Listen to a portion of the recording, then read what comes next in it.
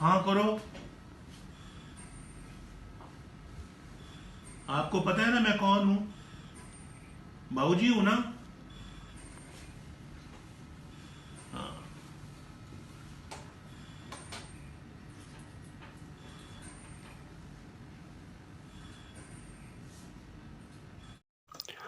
بسم اللہ الرحمن الرحیم. السلام علیکم دوستو، یہ چھوٹی سی ویڈیو میاں محمد نواز شریف صاحب کی اہلیہ مرحومہ کلثوم نواز کی ہے، جو اپنی زندگی کے آخری ایام میں ہسپتال کے اندر بے ہوشی کے دن گزار رہی تھی.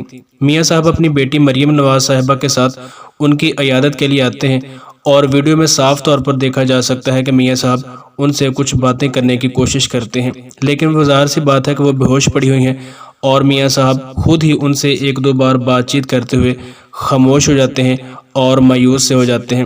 دوستو، دنیا میں کچھ معاملات ایسے ہیں کہ جن کا کنٹرول اللہ تعالیٰ نے اپنے ہاتھ میں رکھا ہوتا ہے، اور تب آپ چاہے دنیا کے امیر ترین شخص کو، آپ کا سٹیٹس جتنا بھی اونچا ہو، اور دنیا کا مہنگے سے مہنگا ہاسپٹل بھی ہو، تب بھی آپ اپنے کسی پیارے کے ساتھ چاہتے ہوئے بھی ایک منٹ کی گفتگو بھی نہیں کر سکتے، کیونکہ ظاہر سی بات ہے یہ تمام تر معاملات اللہ تعالیٰ کے کنٹرول میں ہیں. وہ چاہے تو کسی کو بولنے کی قوت دے دے، اور چاہے تو کسی کو زندگی بخش دے. لیکن اگر آپ چاہیں کہ، اور آپ یہ خیال کریں کہ آپ دنیا کے سب سے بڑے انسان ہیں، آپ کے پاس مال و دولت ہے، اور آپ کا سٹیٹس بہت ہی اونچا ہے، تو یہ سب رکھتے ہوئے بھی آپ کے پاس ایک ایسا وقت آتا ہے کہ جب آپ یہ مال و دولت اور سٹیٹس رکھتے ہوئے بھی دنیا کے بے بس انسان تصور کیے جاتے ہیں.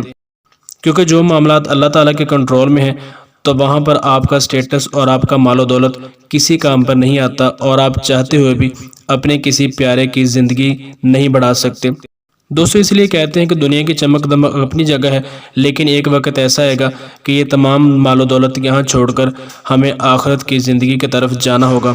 یہ وہ وقت ہوگا کہ جب دنیا کے ہیرے جواہرات، مال و دولت اور بنگلے وغیرہ بھی کسی کام نہیں آئیں گے. اگر کچھ کام آئے گا تو وہ آپ کے نیک اعمال ہوں گے جو آپ نے دنیا میں رہتے ہوئے آخرت کی تیاری کے لیے کیے ہوں گے.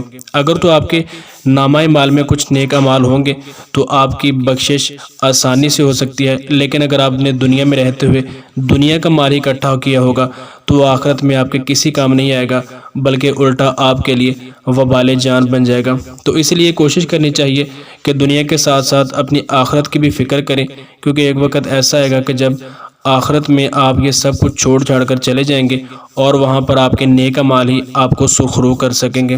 اللہ تعالیٰ سے دعا ہے کہ اللہ تعالیٰ ہمیں اپنی آخرت کی فکر کرنے کی توفیق عطا فرمائے. آمین.